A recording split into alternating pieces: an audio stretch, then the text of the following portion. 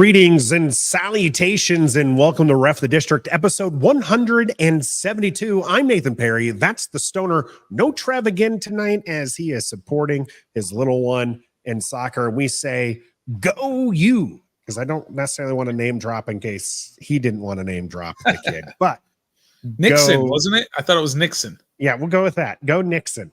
But yeah, we do support taking time for the family, and Stoner and I know how important that is, and I'm sure there'll be some days that we will be gone sometime during the summer. It's a busy, chaotic time in our lives. Now, it's not really all that busy and chaotic in the Washington Commanders' lives, so much so that the biggest thing to talk about right now is jersey numbers. The chat already here as we stream live on YouTube, Facebook, and Twitter every Wednesday at 7:30 Eastern is already hopping with a bunch of people talking about the jersey numbers. And that's what we're going to be warming up with here in a little bit. The Tress Way, Jayden Daniels thing is the highlight for that. But we also want to assign numbers to the other players that Washington will have and need to assign numbers to, because rookie camp is coming up. It starts Friday, and that's when the numbers will be found out. Now, they don't have to stick to those numbers. It's very important to note the rosters at 91.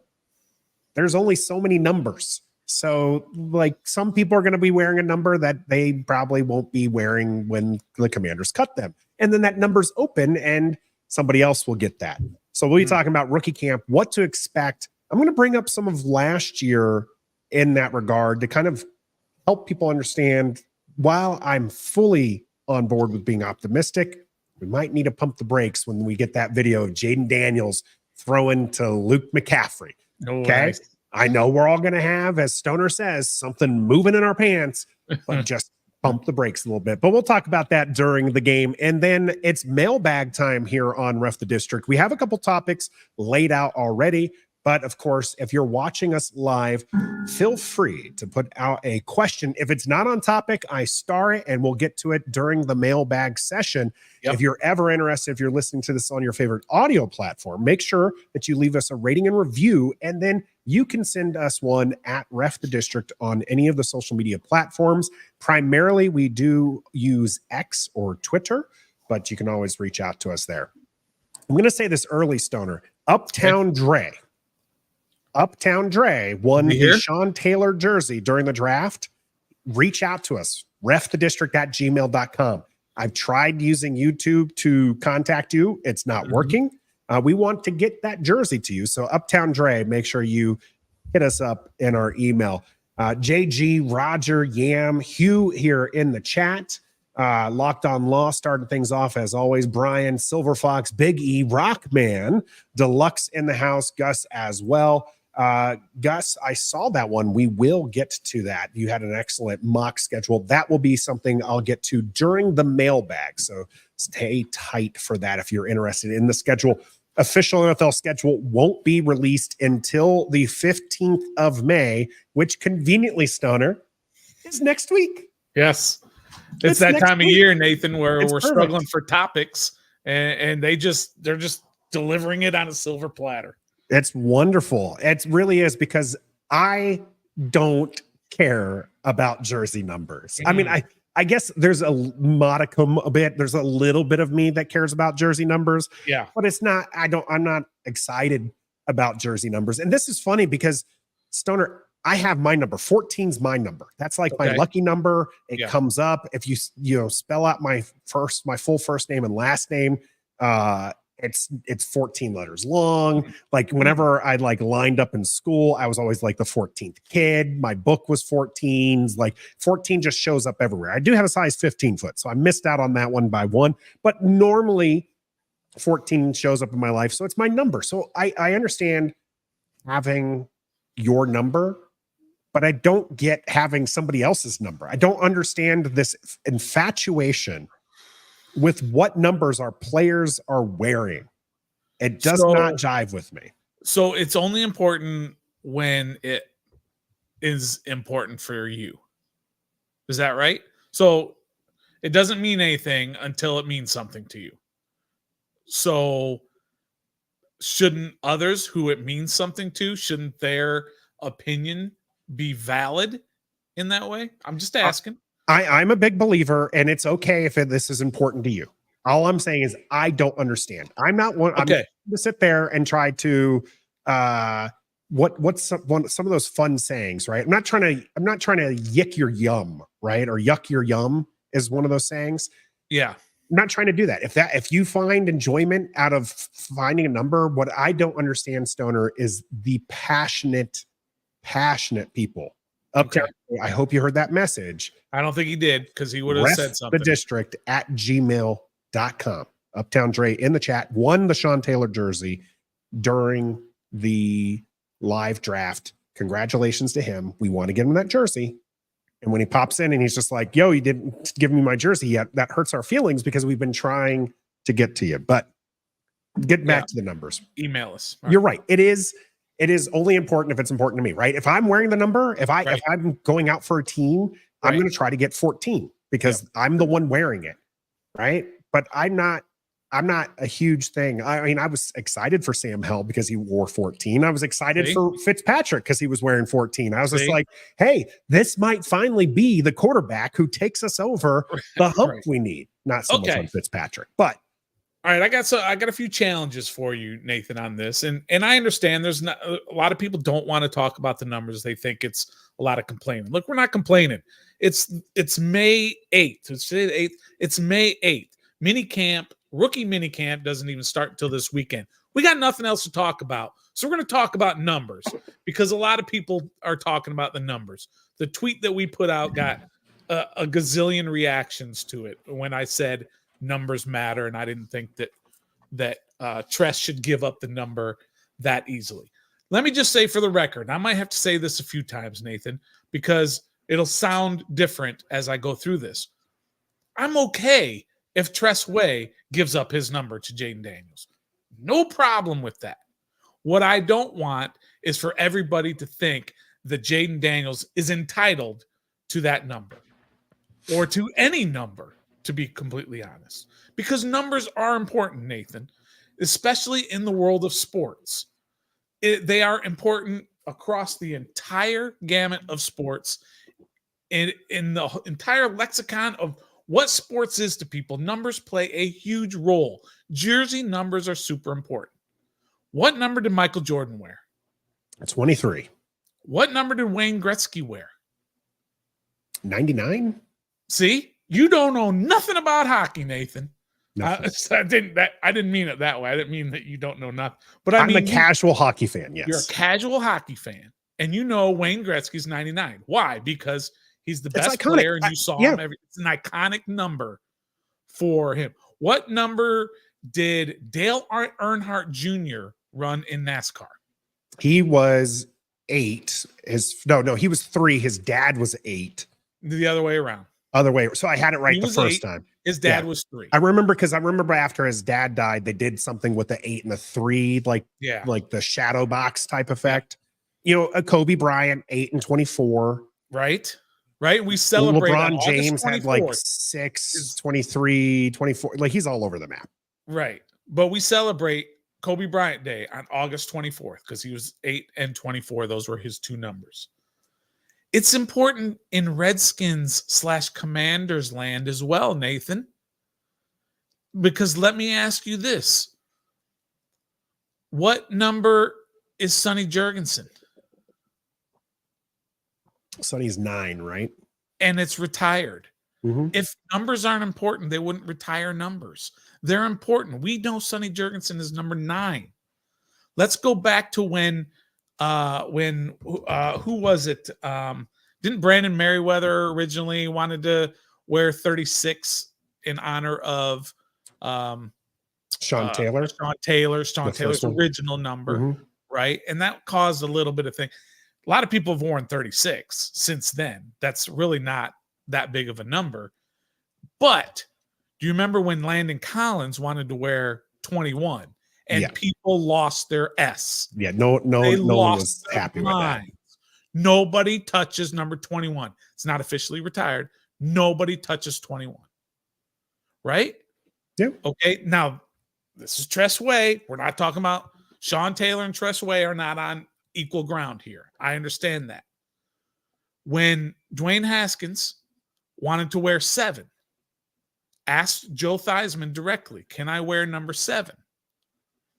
And of course, Joe had to say yes, or else he'd look like a jerk because it's not retired. That was a mistake. Even though he was supposed to be the rookie franchise savior. Yeah, it was the first round QB. Yeah. And 9 isn't retired either. Doug is chiming in there. So that's just a note there. Nobody wears it. Right. Yeah, it's another one of those unspoken. And this is something Washington, not to interrupt you here, but this is something that Washington as a franchise is only just kind of getting around to. They don't have a lot of retired numbers. And so now they're finally starting to retire some numbers. And we have Darrell Green, 28 is going to be off the board. And a 28, which by the way is 2 times 14. Just pointing that out there. Anyways, so now they're finally get to it. But Washington has is a system where certain numbers are just not allowed. You can't take 9. You can't take 21. You have to ask permission for 7.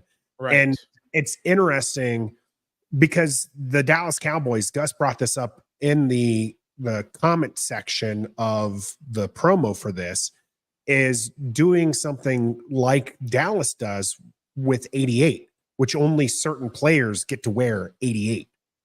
Right. And because that's had a long history over decades of being like the key wide receiver. Right. And so why shouldn't Washington maybe try something like that? Sometimes it's not going to work out.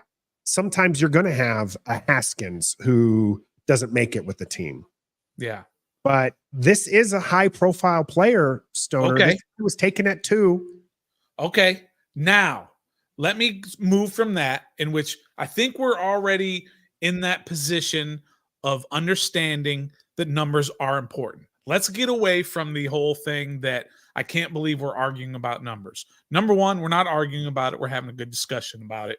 And whatever you feel is valid about it. So that's the difference between what we're doing here and what happens over on that crazy platform called X.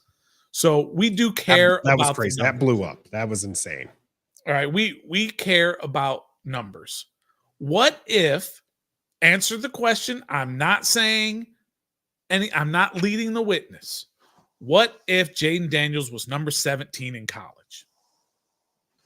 What would you feel about him coming in here and everybody saying he should have number 17?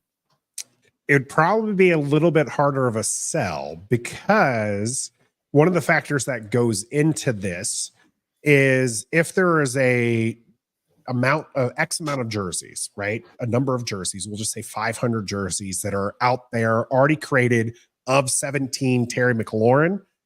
All those have to be purchased. Okay, that's another by the story, players. Though. No, but this is what I'm trying to say, though. The attitude of fans. But this plays a part into it, okay? Because that's a cost coming out of the players' pockets, and it's mainly to deter a player from just changing numbers willy-nilly, right?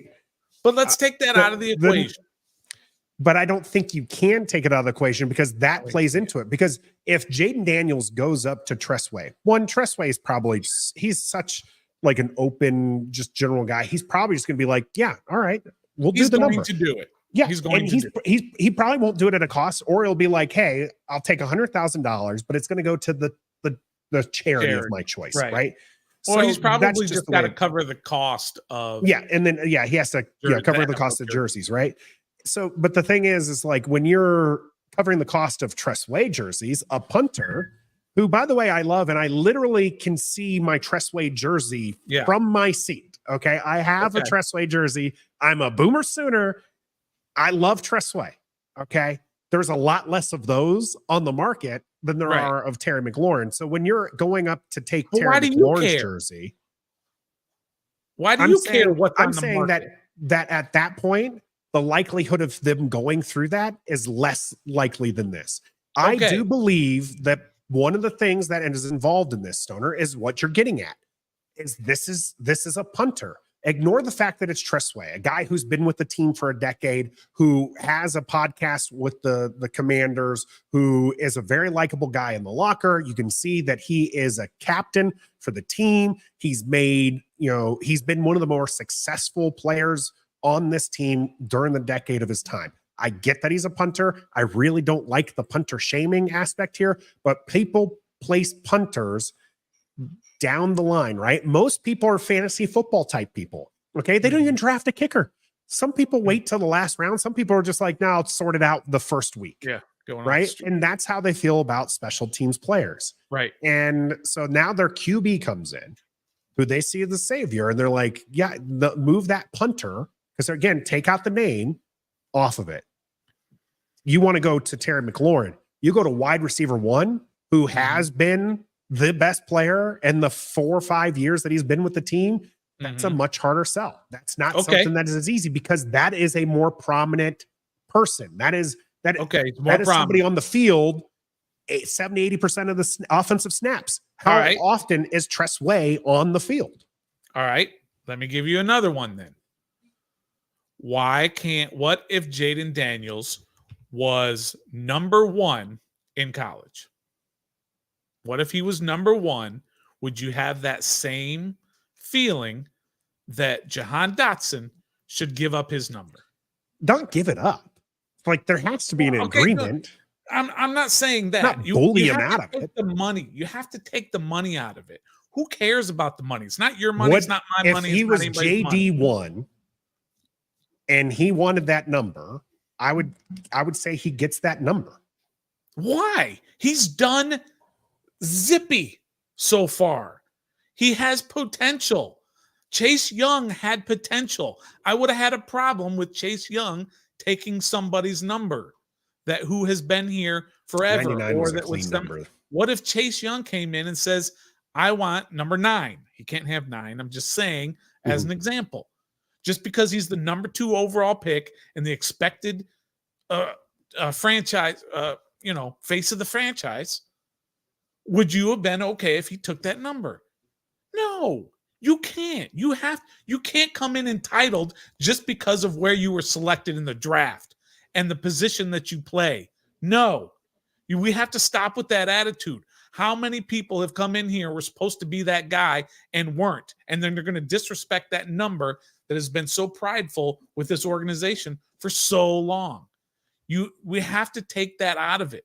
I want him to be the franchise quarterback. I want him to be the face of the franchise. I want him to be the greatest player in team history. But at this point, I don't think he can come in and just start taking people's numbers. If Tress has no problem with it, great, fine. It's a moot point. But I don't think he should be able to walk in and dictate what number he should be based on certain guys who are already established on this team. And Tress is established. Terry McLaurin is established. Jahan Dotson, I could almost be okay with that. Yeah. What about Frankie Louvu, who's going to be number 4? He's played not one down.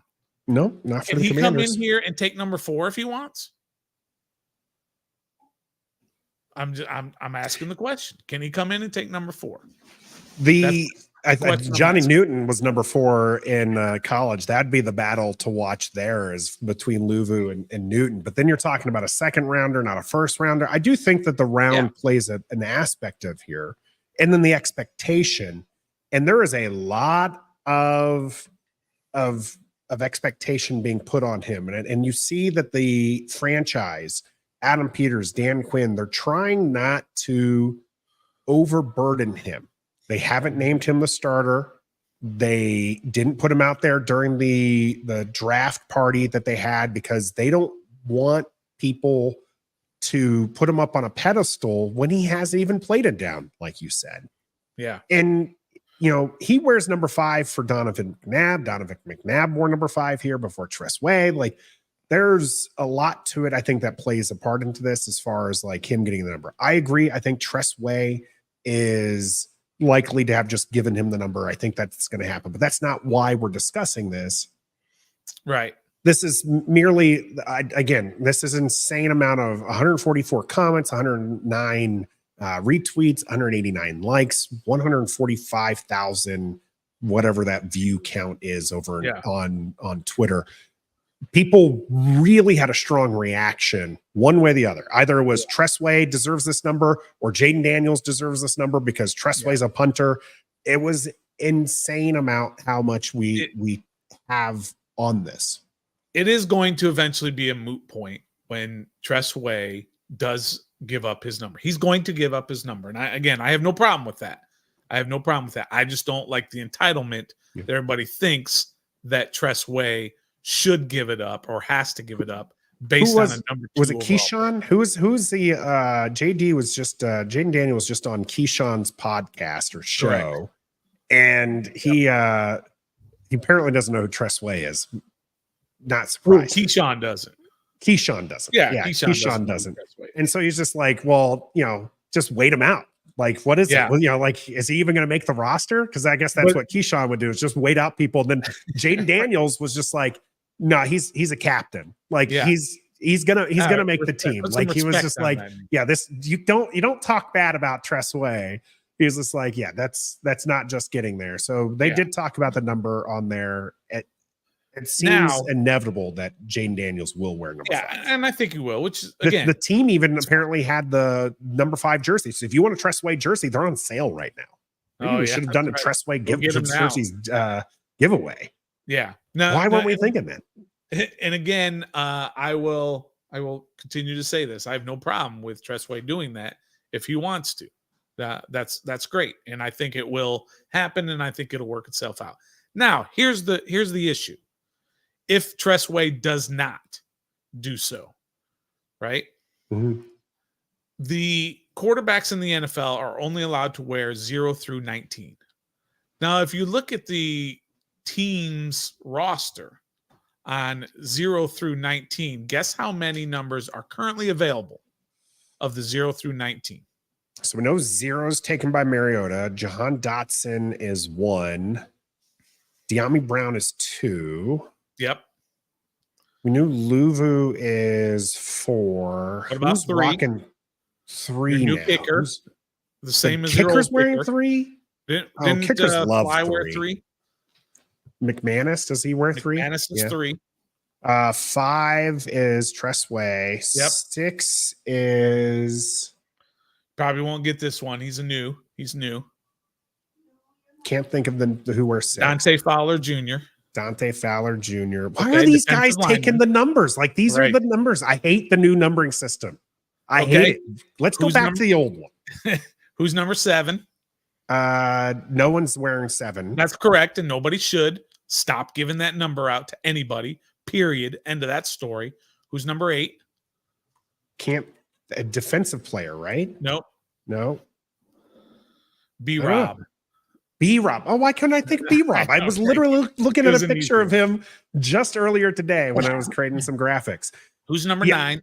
Number 9 is not being used. That's right, and never should. Stop it. Don't give that number away. Who's number 10? Practice squad all last year. We thought he was going to be the punt returner. Oh, he can't run around to save his life. The one rookie dude, the young guy, Kaz Allen. Oh, okay. You can take 10. That's one you wait out. That's one that's probably not correct. That's probably one. That guy's not going to make the team. I'm sorry, Kaz Allen. I just don't see it happening.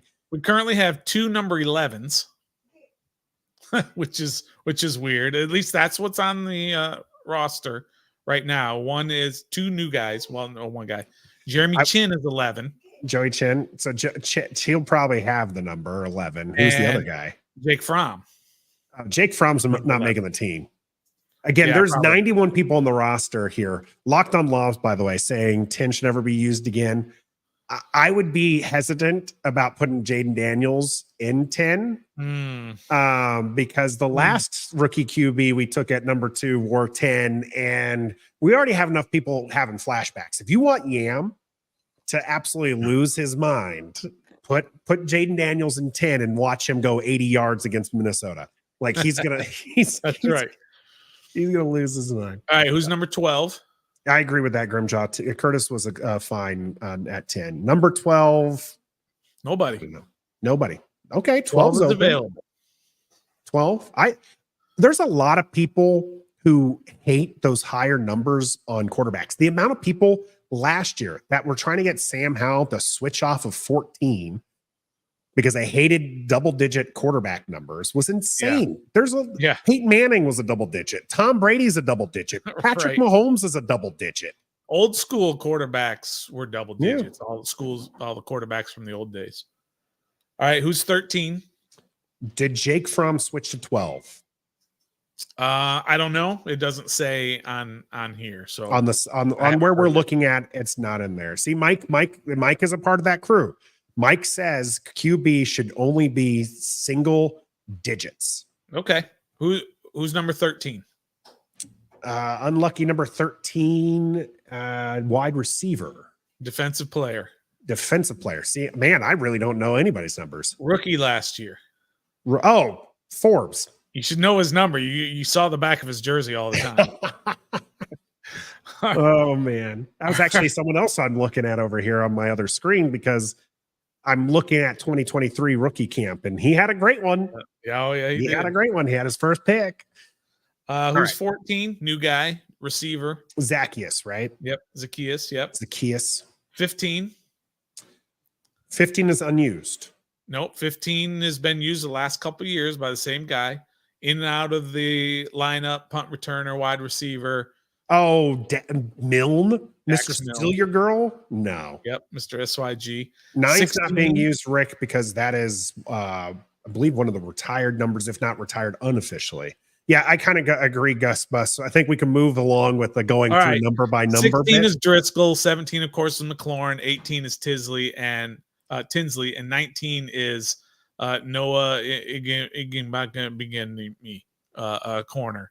Okay, so basically the point is you have number 12 available. Yeah, and that's it. So it's 12, or you're going to have to kick somebody off of the numbers. In which there's a couple options there. You can kick off a Chinga enemy. You can kick off who else? Jake Fromm. Well, I guess he's probably going to be kicked. So there are numbers that you can have there, but very few. Basically, it's number 12 or nothing. So that's the other issue. Why he will probably get number 5. Yeah, because Tress almost doesn't have a choice. And this is why I'm unfortunately showing these gray hairs out here, and I hate the new number system. So the number system, for those who might not have been aware, just changed last season. 2023 season was when it actually officially changed. Before that, because there was this period where you could change, but like the numbers available now are completely different. I very much love what they did with the skill positions. So running backs, fullbacks, H-backs, tight ends, wide receivers, skill positions, all the same numbers, 0 to 49, 80 to 89. I love it. It's nice. It's clean. Fine. You know, I will say maybe a small thing. Quarterbacks should have their own subset of numbers that nobody else can be. I'd be happy with that. Punters, place kickers, there's only a handful of those. Defensive backs went from 20 to 49 to now from 0 to 49. So everything's open, right? And you saw that also for linebackers. You went from 40 to 59 and 90 to 99 to 0 to 59 and 90 to 99. Yeah. Your defensive linemen have to have specific numbers, 50 to 79 and 90 to 99. And offensive linemen can only be 50 to 79. So like that's where they changed a lot of it. And I liked that system because it was easy to kind of identify players and what they brought to the field when they were on the field. And that's why that system existed. College is completely crazy. You can have multiple numbers as long as they're not on the field at the same time. That's right. It doesn't matter. And I think the NFL is eventually going to go to that. I think they're just eventually going to go to it where it's just like, yep, okay, we're going to have Sanastrell as 0 and Mariota as 0 because they're never going to be on the field at the same time. Yeah. Deluxe is saying Fromm is 12 now. Yeah. 9 is retired, but I don't believe 9 is retired. It's not. It's Bobby Mitchell, Sammy Baugh, and now Darryl Green. That's it. number 9 is not officially retired unless I've lost my mind. If anybody wants to tell me when it was retired, it's 33. Washington retired 49, Sony's number 9 and 22, by the way. Oh, so it was Yeah. just recently. Yeah. What are we sure about? Yeah. So the other list of numbers Washington has retired, which they only have the 5, 9, Right. Yeah, you're right. You're right. 21, 28, 33, and 49. That's it. Okay. And all of those, again, I mentioned Washington late to the game on this. All of those from 2020 on. Maybe Sammy Baugh is the only one not listed when it was retired. But all those other numbers retired from 2020 on. Washington was not retiring numbers. They just did this. You can't pick that number. Yeah. And Right. that's the same thing. 7 is technically open. Okay. You can take 7. It's just unofficially you can't take 7. So 7 is the only choice he has, because again, the numbering system is a quarterback can only wear 0 to 19. So the only one available right now is 7, unless somebody gives it up, and it just makes sense that it's going to be Tress Way. So I get it. Yep. So I get it. It's going to happen. Let's just embrace it when it does happen. It's not that big of a deal. So I'm excited about seeing him in minicamp this weekend. That's for sure. One last note on this, because we've been talking about it for far too long. There are people out there who use the jersey sales. Jayden Daniels is going to get 5 because it's going to sell jerseys. Jayden Daniel would sell jerseys if you gave him the stinkiest number you can think of. Correct. Whatever that number is. You give him, I know he can't be technically 27 or something like that. He'll only be 0 to 19. If he was 19, it's going to sell jerseys. Yep, 100%. Okay? If he was 13, there's no sort of flow to JD5 other than that's what his number was, so that's what we say. There's no flow to it. It's not like I mean, I can't even think of a number that flows with a guy's name, but it doesn't matter. You're right. I think whatever number he has, it's gonna work great because we'll get used to it. Yep, I think he'll be fine. I like the suggestion. 15, Dax Milne. Bye. Thank you for your time. A lot of people were like, "Hey, he was the first round pick. 5's his number." Rock Really? the double digits. QBs rock double digits. That's my opinion. Or 12. 12, first yeah, round, second overall. There you go. 1, 2. There you go. 1, 2. There you go. Make memories with your new number. It's all just a numbers game. I was going to go down and list numbers for each of the rookies, but I tell you what, I don't care. And we've been talking about this for half an hour. As someone previously has said, we need to get down to that rookie camp that's going to be happening this Friday and start talking some football. Don't forget Mailbag in the cool down, so you can put a question now or wait if you would like when we get to the cool down, and we'll answer those questions live here on Ref the District. But right now, it's time to get to the game.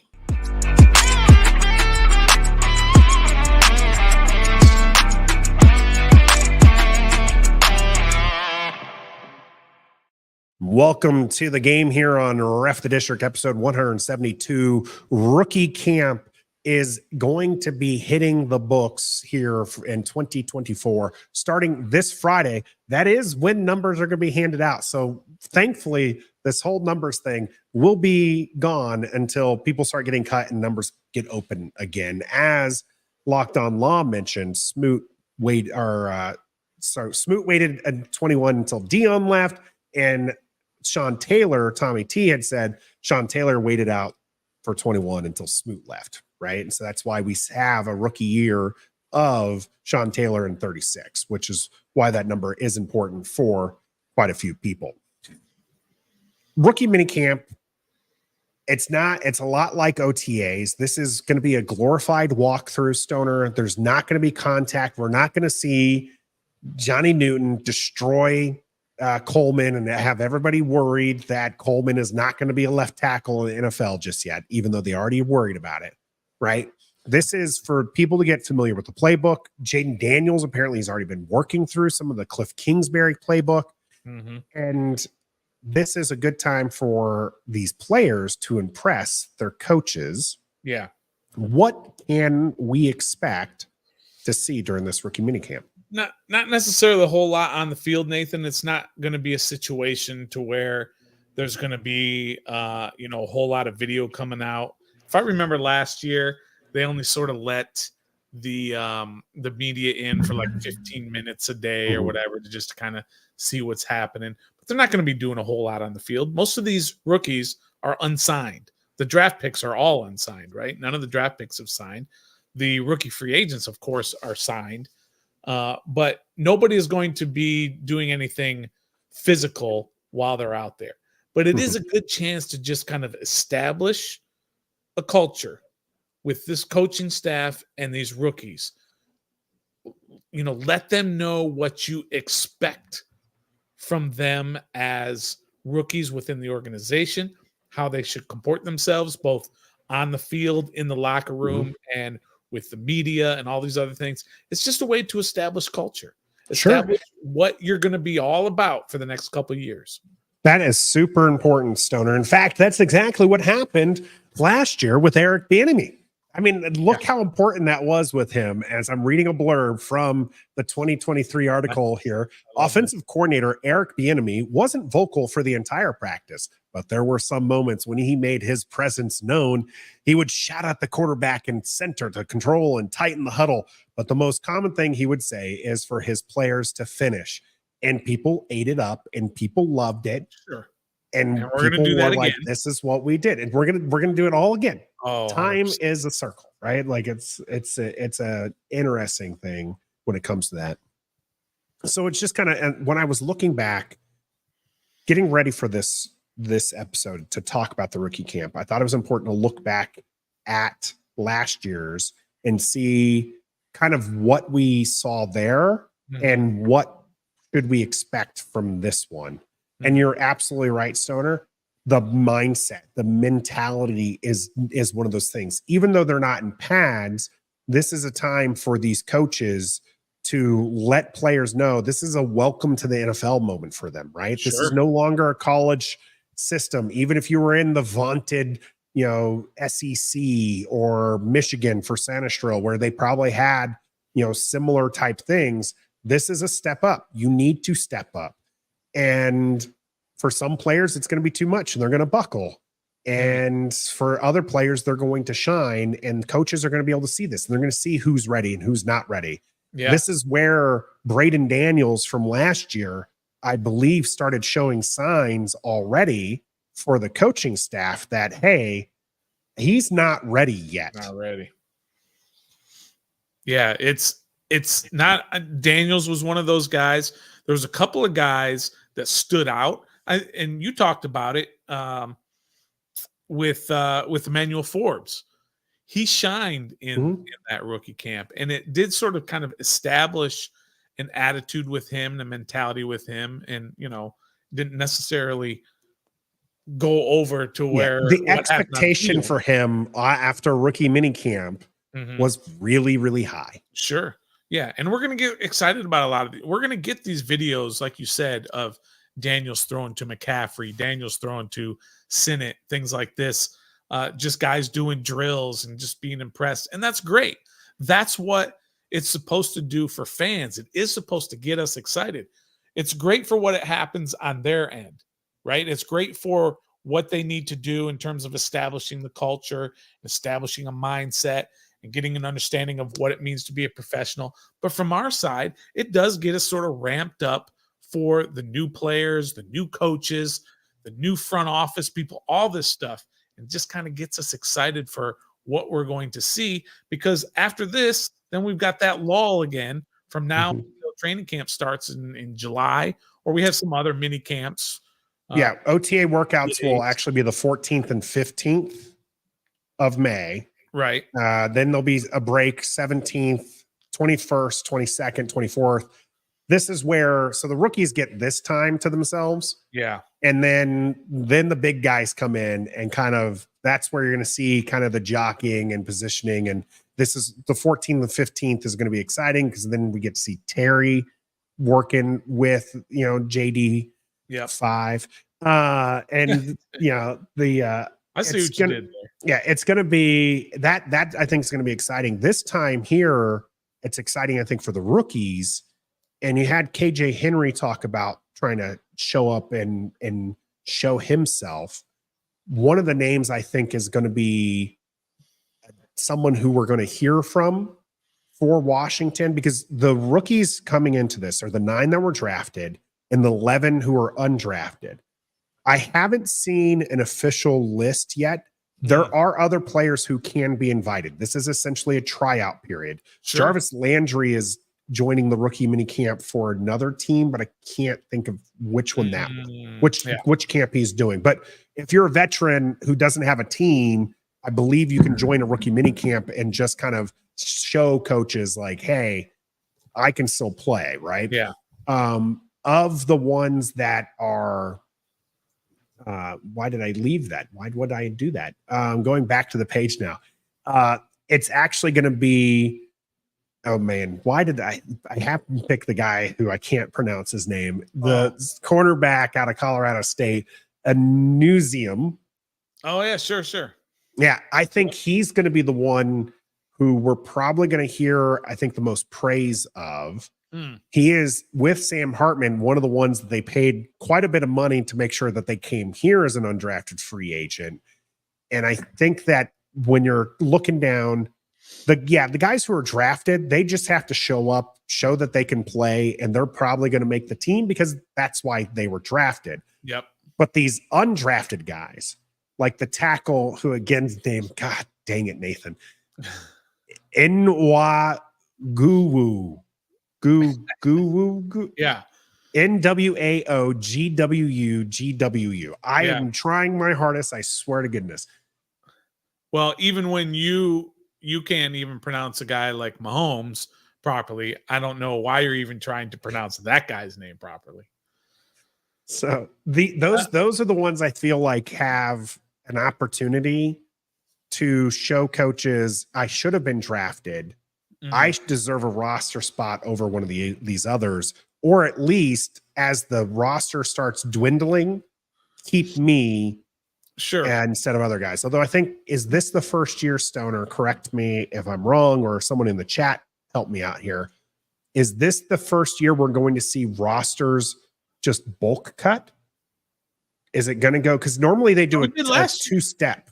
Did they last year went from 91 to 53? Well, it went from 91 to like 85 or something. There was like a weird 5-man cut or something like that, and then it went from 85 to 53 on that Monday, whatever that was, right on roster cut day. Yeah, so I don't know if it's gonna skip that first one, but yeah, it pretty much just goes right now from like 85 down to 53 on cut day, so they'll be around forever. Yeah. So COVID year went from 90 to 53. Yeah. And Grimjaw here, last year was the first year for the bulk cut. Yeah. I thought there was one more opportunity that it was going to go even further, but yeah, Brian, everybody's says, as Gregory mentioned, I'm always wrong. I'm always wrong. So there's not really an opportunity to be like, hey, as the roster dwindles, but there is a chance to, hey, be the last guy, be the 54th guy, right? If you can't be the 53rd guy, be the 54th guy is an opportunity for these people to make. And because we put a lot of high praise, I think, on undrafted free agents. And I know Sam Hartman is already a lot of people pinning him in as QB3. These guys are more than likely going to end up on the practice squad.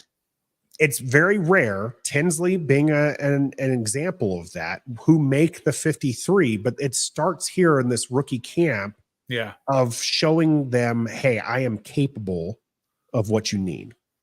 Yeah, I was going to bring that up. I was going to bring up Sam Hartman. That's another guy that's going to be really interesting to watch in rookie camp, because they did sign him to a pretty big undrafted free agent deal. So it's the kind of money to where you're going to say we want you to be around, right? So it's going to be interesting to see how that quarterback dynamic goes, not just in rookie camp, but as training camp goes along, because they have 4 quarterbacks now, right? Or they have, of course, Mariota, JD5, right? That's what we're going to just call him. JD5, Mariota, Driscoll, Fromm, and Hartman. What is that? Can I do the math? That's 5, right?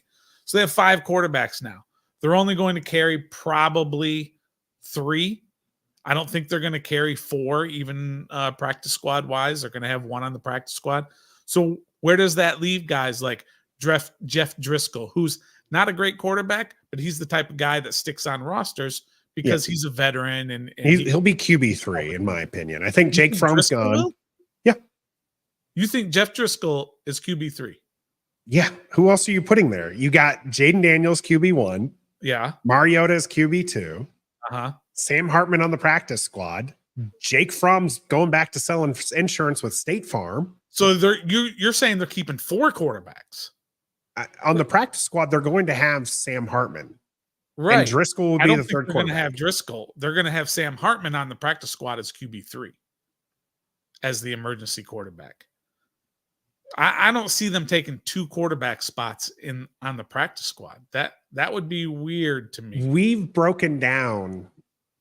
Yeah. And this is why, that's why you get to sit on the practice squad and you'll be the emergency QB. Locked on Law is that doesn't count against the roster. It's not the. It does count against the roster.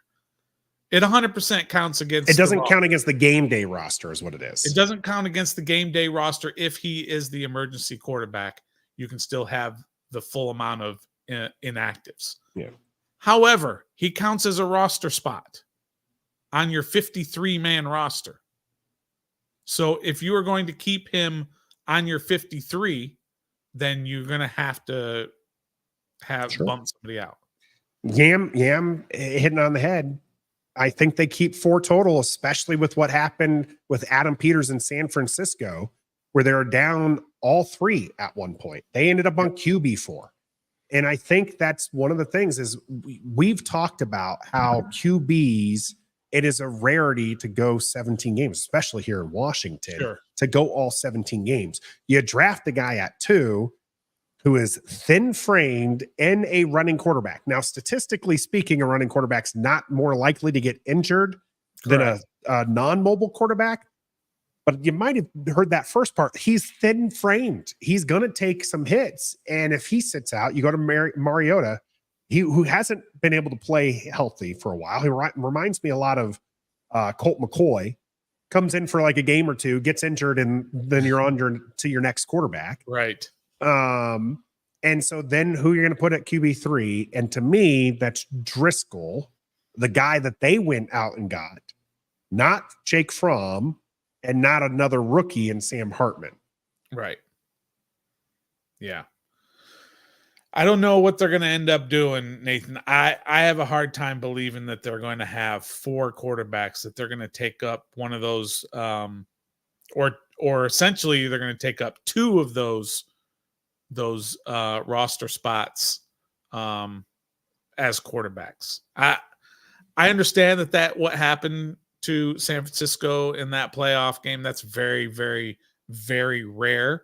And that's what brought in that emergency QB3 rule that we have now. But you just don't normally carry 4 quarterbacks, even if 2 of them are practice squatters. I don't see it happen very often. You've got to carry defensive linemen, offensive linemen, wide receivers. Sometimes you got to carry an extra kicker over there if your kicker is a little banged up. We saw that happen last year with Joey Sly a couple of times, where they had to carry an extra kicker on the practice squad. It's a value. Roster spots are super valuable, and I just don't see him carrying 2 quarterbacks on there. I think it's going to be Jayden Daniels, JD5, as we like to call him here at Ref the District, Marcus Mariota, and Sam Hartman. Those are your 3. I think those other 2 are there. Jake Fromm is going to probably be one of those guys that you can call up if Mariota gets hurt. He'll be free, right? Or he'll be free. He's on his sister's couch thinking about studying an ODU. because Jake Fromm will be there. Okay. You might have And Tommy Armani Rogers as an emergency QB. You might have Luke McCaffrey as an emergency QB. Who else can play quarterback on Sling this? it. Has played You quarterback. got enough running backs at this point. You probably just run the ball. Tommy here with this one. I think we overvalue even the ones we pay high money to. Mason Brooks would have been another one last year who they paid big money to on the practice squad, not getting stolen, right? Sam Hartman, for those audio listeners, Hartman didn't get drafted. I'm not scared to put him on the practice squad, is what Tommy said. We overvalue these undrafted free agents. They were undrafted for a reason. I'm not saying that they can't be stolen. I'm not saying that doesn't happen. You know, Ridgeway was a 5th round pick put on the practice squad, and Washington took him, and he's had some reasonable NFL play here in Washington. Hill's another one that was on Casey Hill, Philadelphia's, right? Yep, he was on Philly. He was drafted like 3rd round, I think, and we stole him off the practice. Yeah, I agree that I don't think they're scared. I don't think anybody's gonna snag him if they put him on the practice squad. But when you say you kind of overvalue it, well, the Commanders overvalued it by giving him a lot of money. They're saying we think he's going to be a guy. Oh, they absolutely wanted him here, and that's why I feel like he's going to end up on the practice squad. I do feel that. A lot of people are penciling him in as QB3. I mean, if he comes to this rookie minicamp, and I mean, he shows a lot of what they were looking for, which is experience at the QB position. Yeah. Some toughness. He is mobile. He's not Jayden Daniels mobile. He's got a candy arm. That's his problem. Okay. He's got a, Colt McCoy arm, but Colt McCoy stuck around for 10 plus years in the NFL. You can do that if you're smart enough to know how to manipulate the coaches into signing you, which is what Colt McCoy did because he was a terrible quarterback. But I can't promise you this, Nathan. When after it happens, after the rookie minicamp happens and all this crazy stuff is coming out in terms of numbers, in terms of play on the field, in terms of, that video that gets leaked of JD5 throwing a bomb to Luke McCaffrey with Sanistril covering and couldn't quite get him. We are going to react to that here on Ref the District. We will have 100% reaction for that. We're going to overreact. What are you talking about? Overreact as well. That is correct. I'm telling you, and this is why I said this at the beginning. I haven't gone through this now, but I will now. I'm warning everybody. Okay, let's not get too excited when we see that video. I know we're going to do it. I'm going to do it. I'm going to be like, we're going to the Super Bowl. That's okay. I get it. I understand. Fan is short for fanatic. We're going to lose our gosh darn flipping minds. Yep. When we see that beautiful deep ball from Jayden Daniels to whoever is out there, whether or not it is Luke McCaffrey or one of the other wide receivers who are going there. Maybe it's a running back. It doesn't matter. They could not show it being completed for all we care. All we see is this beautiful deep ball being thrown. And then that's it. We're done. We're so excited to finally get closer and closer to football. But let's just maybe this time. No, it's not going to happen. So I'm sorry, Nathan. I'm just calling my shot right now. I'll sit here and I will complain about the hiring of Cliff Kingsbury, and I will complain about not getting an offensive a left tackle to protect Jayden Daniels. I'll complain about a lot of things in the offseason. But once they get out there on that field and they start throwing the ball around, especially when they start hitting people later on in training camp and all that, I'm all in. I'll get excited. I'll have objective sort of analysis of what's going on, but I'll be so excited just to see these guys and the hope that it gives us. We've talked about that almost from episode number 1 of Ref the District, and what we always need from this team and the teams that we follow is hope. And that's what this team has given us this year. We had hope last year with Eric Bieniemy. We had hope with Sam Howell coming off of that Week 18 game against the Cowboys. We had a lot of hope going into last year, and it all fell flat on our face. Well, doesn't matter. We're going to do it again. We're going to get all excited and have a lot of hope about what is going to happen in Washington this season. It is silly how excited we can be and schedule release is next year or next week. Yep. And we always release our Trev special 17-0 until we find out otherwise. The dub special that he'll put out for us. It is something I think that this is the period to be excited, right? Until games are played, you don't really know how good or bad this team is. You can guess and you can sit there and say, okay, this was a 4-win team last year. They've turned over the most in the NFL so far. 53% of the roster or 47% of the roster has been turned over at this point. So, they're doing things. This is a new coaching staff. It looks like the focus is going to be on defense and running the ball until the quarterback play can get to where they need it to. So maybe they do win a game here. It's a 4th place schedule. You can start finding at an avenue where Washington maybe doesn't pull Houston Texans, but at least does better than what they did last year. So this is the time to find all that hope and to not sleep on your team.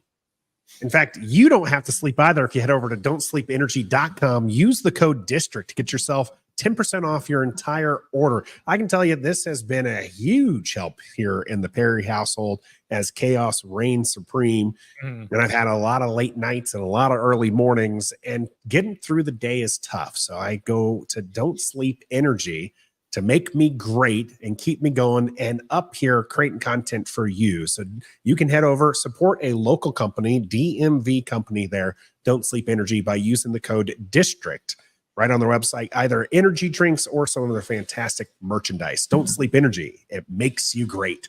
It does. Maybe not the segue we had last week, but I felt that was a fairly decent one. We are going to go ahead and hit up our cool down here with the mailbag, as I don't know that there's anything left to talk about rookie camp until it happens. If there's anything that's significant that happens, we will absolutely be on the ball. You'll find content right here on Ref the District. So make sure wherever you are watching or listening to this that you've subscribed, and that way you can get all of our content. Get those questions in for the mailbag. We have a few.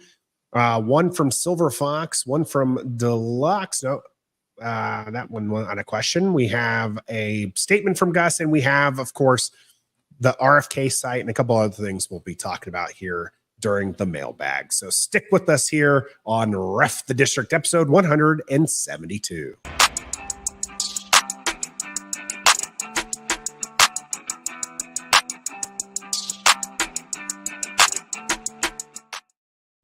It's time to cool down here on Ref the District. It's mailbag, grab bag session. I created that graphic just this afternoon. That's a really cool graphic. I love it. So working hard and amidst all of the chaos. And sometimes you need a break, and sometimes you just need to be able to answer some of the great things that you all have for us. So as the questions come in, we'll make sure we have it. Like a simple one from TJ. Didn't we have the 4th place schedule last year? We did. And we also had Ron Rivera as a head coach and Jack Del Rio as our defensive coordinator to start things out. Things are different this time, TJ. That 4th place schedule might actually mean something this time. We never know. Yeah, and also I think the 4th place teams that they're playing this year are a little bit worse than last year, especially the way they ended up last year. But also the divisions that we play last year was a little bit different than the divisions we play this year. The schedule is, on paper, a little bit easier than last year. So with the questions here, JG, that's a good bet. Which will JD throw first, a touchdown or an interception? Wow, good one. Yam was in there licking his chops, waiting for JD5 to throw his first pick six. Is what started this. So JG, with our opening here, what is going to happen? Is it going to be a touchdown or an interception? How about this? Can I throw a little monkey wrench into it? Can I say that before either of those two, he's going to run in a touchdown? Can I do that? Is that fair? Ooh, an audible? inaudible. He's going to run in. I don't think you can with this because this is specifically throwing. Damn it. I think he will throw a touchdown before he runs. I mean, before Big E agrees with you, by the way. He'll run. You think a touchdown before an interception? Yeah, I think so. Usually, they're a little bit more conservative when they start off the season. These rookie quarterbacks are. So if we remember back to Sam Howell's very first pass as an NFL quarterback was a touchdown to Terry McLaurin. That it was. That's what got me so excited. Give me 1 second. I got to step out just for 1 second. Chaos reigns. Stoner has to step out as we get to the mailbag there. I will answer the question. I do think it'll be a touchdown over an interception. Now, we're not going to see crazy low numbers like we did in his college career, right? Like he only had 4 interceptions. One of the concerns I had with Jayden Daniels when I was looking at things and some of the things I think that, and I'm very novice at watching QB play, so take this with a grain of salt, was it always seemed that one of the things that he had a low interception rate was because he was waiting for his guy to get open and not necessarily throwing with anticipation. And in the NFL, you can't do that. You have to throw with anticipation, anticipating that your wide receiver is going to cut open and the gap.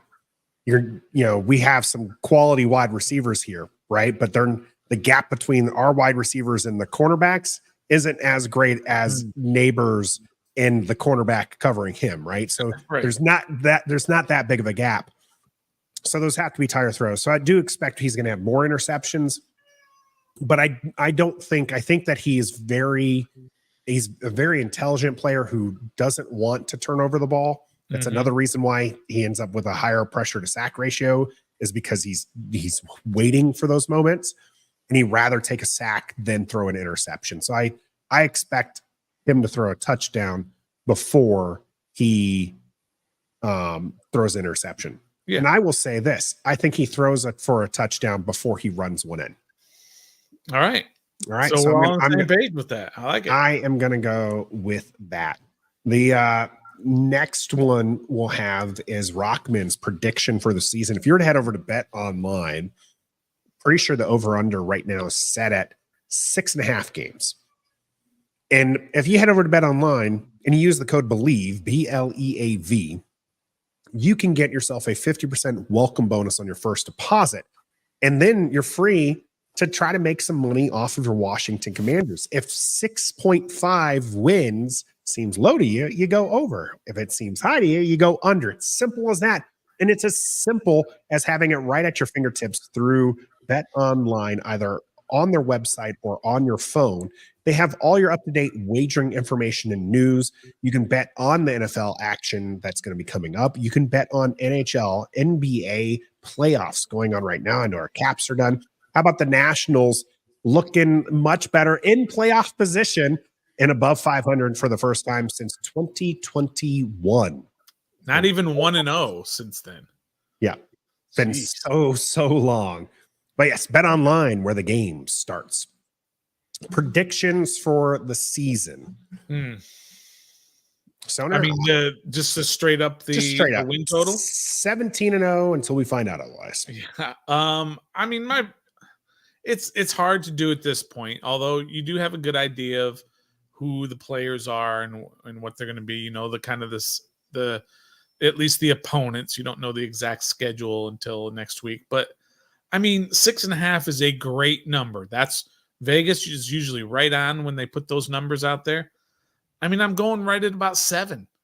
They were, I think it was 6.5 last year also. And I emptied my Bet Online account for the over. And obviously it went way under because I thought it was going to be an easy victory to get over that number. So this year I'm a little bit more cautious, but I think they're going to be right there, Nathan, at about 7 wins, maybe 8 wins. It's hard, man. They did improve in a lot of places, obviously, but a lot of the guys that they got are not guys who are going to be game changers. They are guys who are filling in some important needs, a center, a left guard, a couple of defensive ends, a linebacker, and then the rest of them are just 1-year plugins, which is fine. I got no problem with that. With the Bobby Wagners and the Austin Ecklers and guys like that.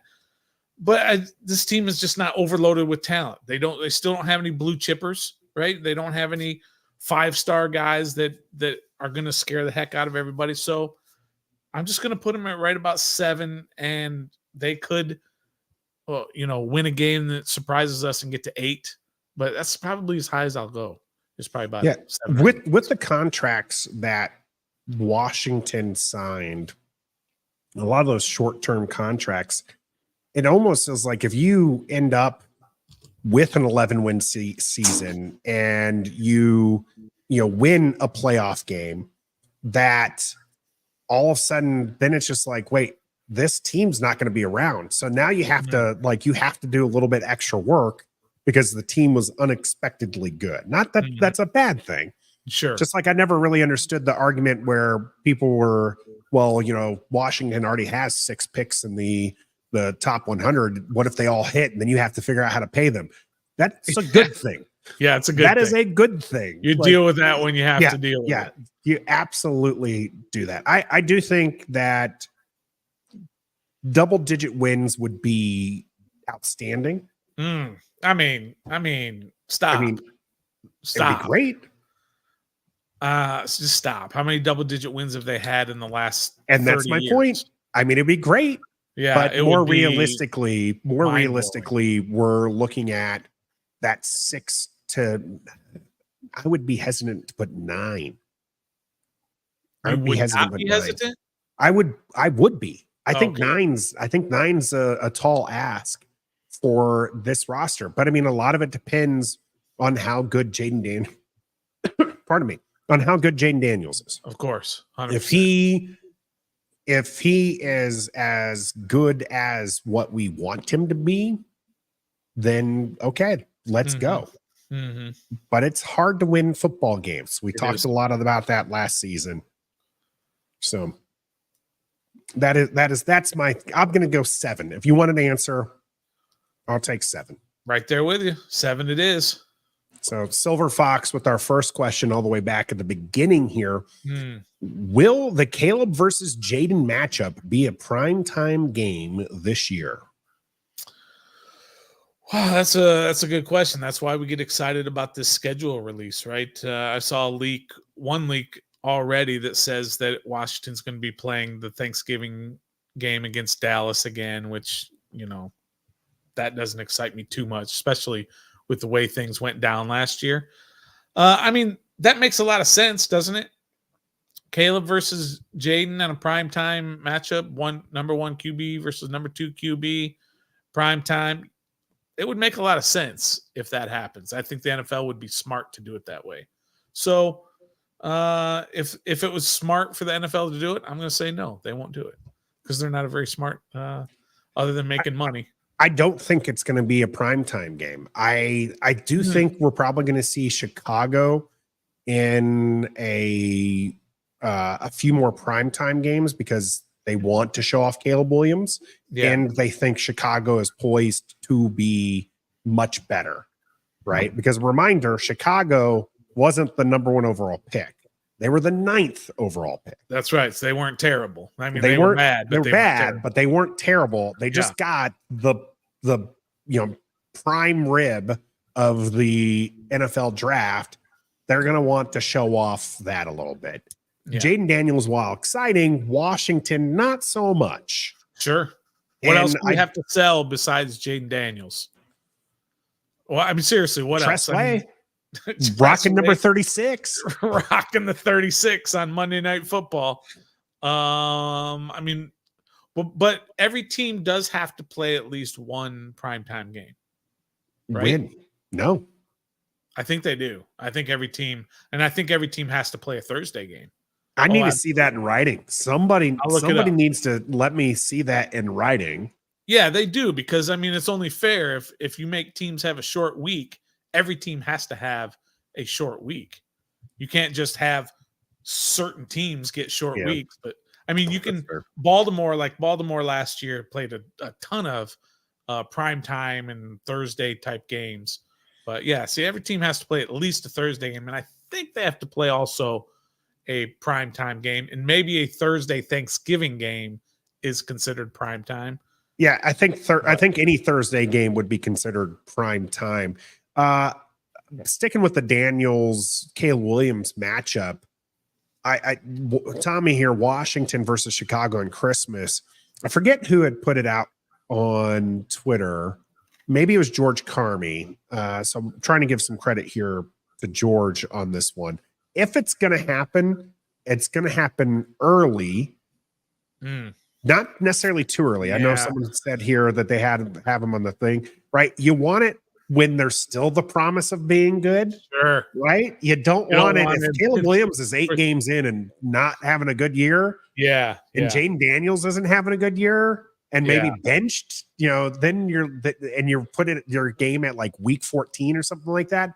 It's going to be an ugly mess. So you have it early. You kind of nudge the teams along, or you're talking with the teams and saying, hey, are these guys going to start? Can you make sure that they start? Because we'd love to be able to market them, right? So I would say week 5 would be, if you're going to make it a prime time, it's going to be a Thursday night again, and it's going to be just like last year, week 5 type matchup. So that's where I would put it. I just don't think it's going to be, I guess, who else would you put as Washington's primetime matchup? Well, I mean, anything within the division would be, an Eagles game or a Cowboys game. Those They're not probably doing Thanksgiving again. I'm telling you, I've seen a leak to where they're playing Thanksgiving against a credible leak. Come on, no, but I still saw it. So. Home and away, they have, of course, the division. Home opponents, they have the Bears, the Panthers, the Falcons, Steelers, Browns, and Titans. See, that entire thing that you just mentioned, who scares you there? Who scares you? Read them again. This is your home. Bears, Panthers, Falcons, Steelers, Browns, Titans. None of them scare you. You didn't say like Chiefs, Bills, Ravens. Now they do play the Ravens, but yeah, that's an away game. Ravens, Bengals.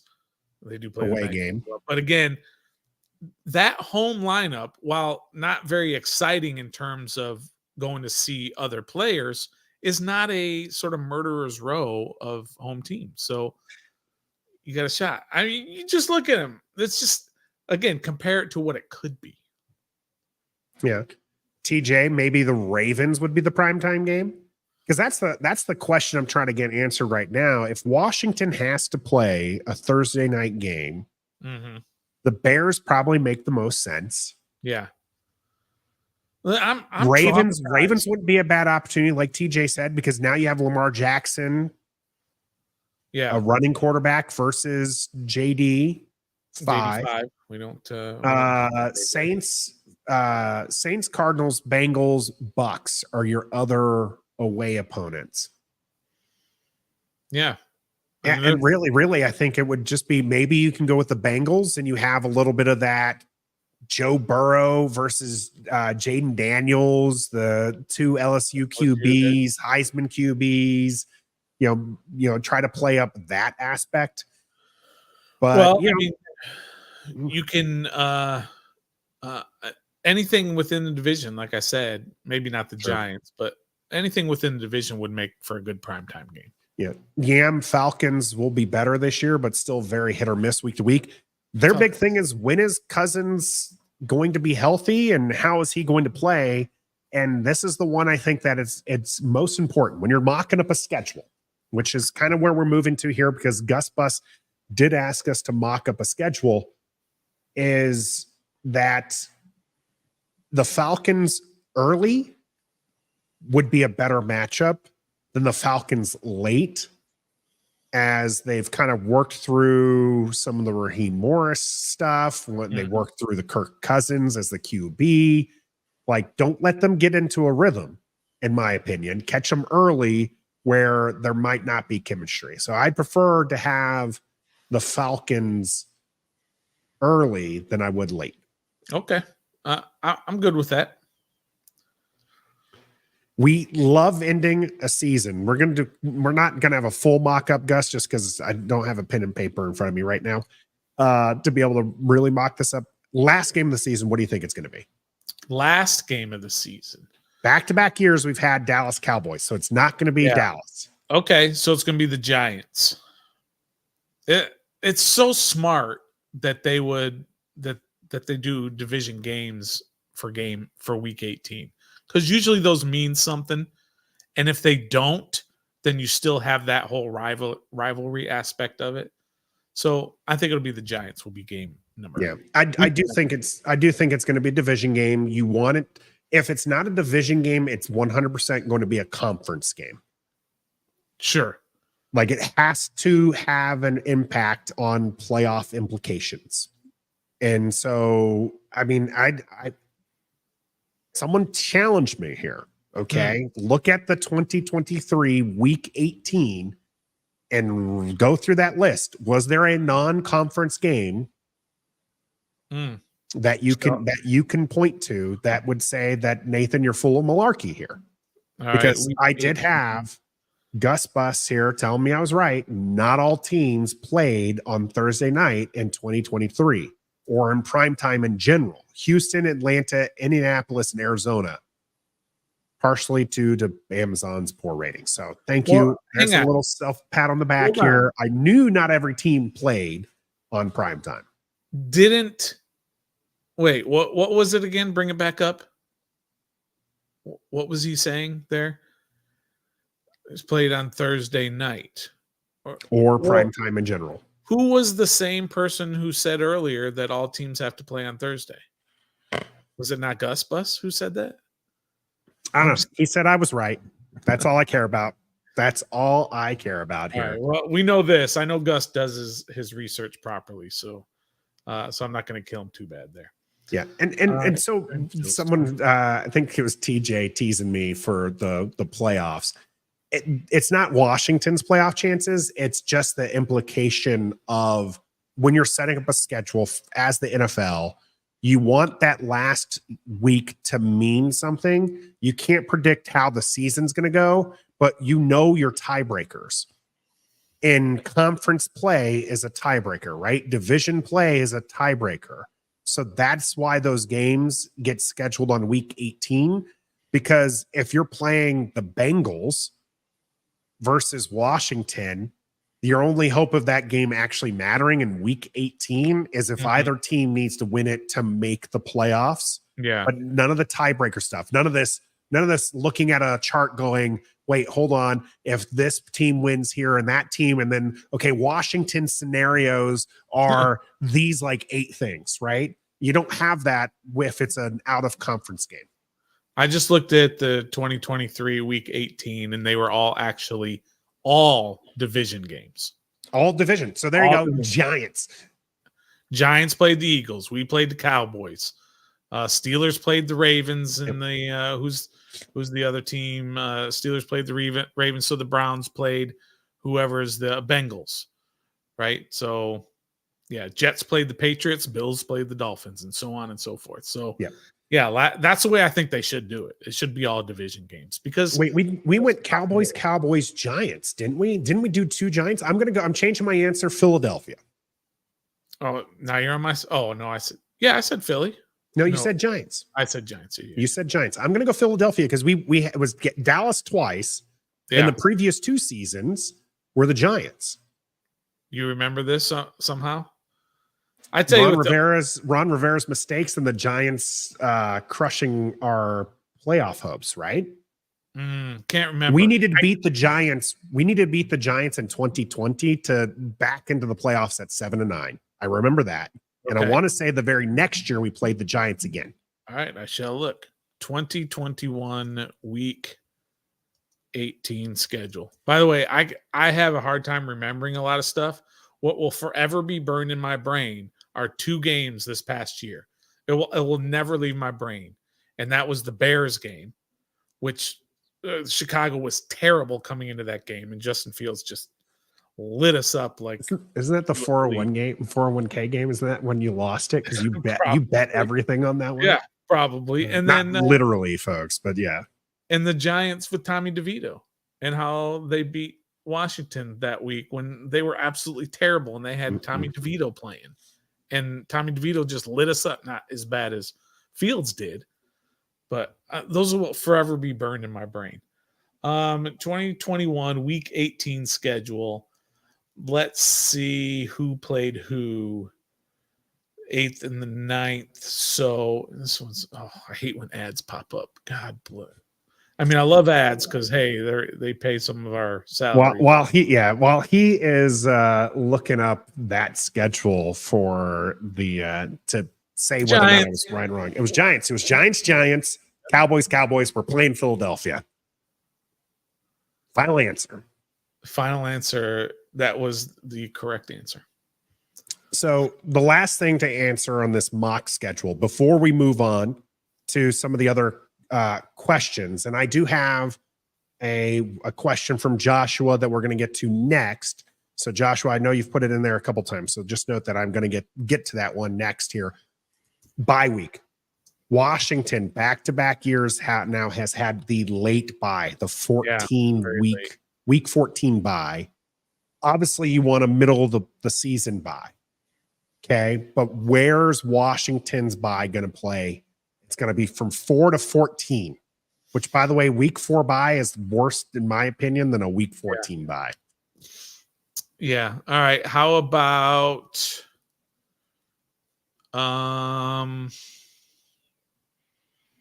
week number 8? 8, so right near the middle. Right in the middle of the season. Hoping it's going to be there. I think it's still going to be on, actually, I was going to say the back end. I was going to say at like 10 or 11, but I'm going to change my answer yet again. It's a week 6 bye. That's my answer right there. It's going to be too early. Washington fans are not going to be happy with it, but we never would have been. It's going to be an early bye week. Yeah, week 4 would have been awful, but I don't think they do that to us. They give us a couple extra weeks there. It'll be a week 6 bye here on this one. All right, so moving on from the schedule talk, unless there's another question that comes in specifically that you want to know about what we think in the schedule. Joshua asking, will Terry reach 1,500 plus yards this season? 1,500 yards is a big number. It's a lot. It's a big number, and I don't even think he's ever been to 1,200, has he? So let's not get carried away. No, he won't get to 1,500 yards, but I think this is kind of going to be a breakout year for Terry. Not in terms which we thought last year. I didn't think he was going to have a breakout. I thought John Dotson was going to have a breakout last year. I think he busted. It's hard to say breakout because he has been so consistently good for 5 seasons now. So it's not really a breakout, but I believe he gets over that 1,100 yard hump and he closes it on 1,200. But 1,500 is probably just a little too much. I mean, that's elite territory. That's top 5 probably in the last year. Amon St. Brown made that jump last year with Detroit. And this is the one that I've been thinking about as we were invited to a fantasy podcast. And so as I'm prepping and looking at things, that's what we've all been wanting to see from Terry McLaurin, is for him to make that jump, because Amon St. Brown was good, but he wasn't 1,500 yards good. And then all of a sudden he was, he has 1,500 yards last season. The season before it, 1,161 yards, right? Like he only has 3,500 career yards. Right. So we're talking about almost half his production was last season. Yeah, sure. And Terry McLaurin's been steady, and we've been waiting for that breakout. And a lot of us argue that he's a top 15 wide receiver. He is. I don't think he's going to hit 1,500. Only 3 guys in the entire NFL hit 1,500 yards receiving last year: Tyreek Hill, CeeDee Lamb, and Amon-Ra St. Brown. So even guys who were so hyped, the A.J. Browns and even like Puka Nacua, guys like that didn't even get there. So, yeah, 1,500 is a big number. Not going to Jamar help. And it's Chase going to will be get interesting to see there. the Cliff Kingsbury offense in this. And, Roger talking about Jayden Daniels moving the ball around. And when Adam Peters talked about this roster, he highlighted the wide receivers, and everything we heard in this offseason with the quarterback going to be selected at 2 is they've got some dogs in the wide receiver room. They have 2, and that's it. But they could be 2 really good ones, right? And so it's going to be interesting to see how that ball goes around. You have Zach Ertz as an option. That was an important thing for Kingsbury to get. And, you draft Senate early. And so I think that's going to be there. I don't know that 1,500 is within reach, especially as he is. I mean, he's in his prime now, but I mean, once he's north of 30, we can pretty much kiss any hope of ever seeing 1,500 goodbye. Sure. So, all right, Joshua, thank you for that question here. JG had mailbag question. I was very unfamiliar with the post 100 draft picks, but was surprised another wide receiver wasn't taken. Do you think they missed the boat on a late round wide receiver?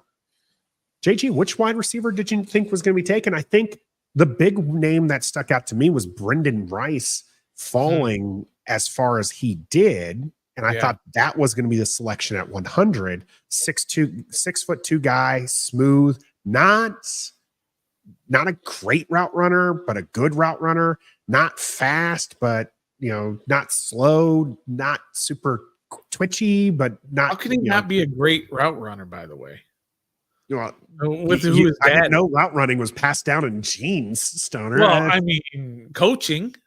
Sure. You can coach route running. That's something that can be totally coached into a guy. How can your dad, who is the best ever route runner, how can he not teach you? Some of those things are wild. Like, it's crazy to see bloodlines and how they sort of, pass down. And, Deion Sanders' kids are all stud athletes and everything. But then it always amazes me when you have twins in a sport and one's a stud athlete and the other one's just not very good. How does that happen with remember that we were talking about the guys from Iowa, the brothers, the Murray brothers? Yeah. Remember, and the one guy came out and into the draft and he's now a stud out in Sacramento, and then his brother just can't even, just get another guy. Yeah. Well, how does that happen? They have the exact same DNA. How does one guy Grimjaw, Thaddeus Moss, right? Remember we were so excited Moss came here. Yeah. We were like, he's just going to be this big guy catching touchdowns. I get like they're not necessarily as great as their father, but when you have a guy who plays receiver like his father did, who went to a big time school and has that bloodline, how is he not a great route runner? Like, why is that one of his things that is a negative on his side? I can understand if he doesn't have the speed or the size or something like that, but route running, that should just be, they should be in the house talking route running 100 times a day, every day. Or do what Luke McCaffrey did, which is use science to kind of break down his route running, which is how he was trying to improve. There is another bloodline one for you, McCaffrey. JG was referring to Rice, Cornelius Johnson, and Coker were the wide receivers. He lists Wilson later, but I'm not sure if that was in regards to the bloodline portion of that. I don't think the original question again was, do you think Washington missed the boat on a late round wide receiver? I don't think they did, but I mean, it's hard to tell. And honestly, the late round picks, I don't think it's necessarily goes down to missing the boat on somebody as much as it's about hitting on someone, right? Yeah. So it's less, because if you're talking about a guy who's picked in the 6th round, you're talking about a guy who was passed, by 32 teams, several rounds over. 200 times. Yeah. And so now it's not about, oh, well, we missed on this guy. It's more about, hey, this is a guy we like and we're going to hit on him. So I don't necessarily think like that when it comes to the late round players. I don't think about missing a player like that.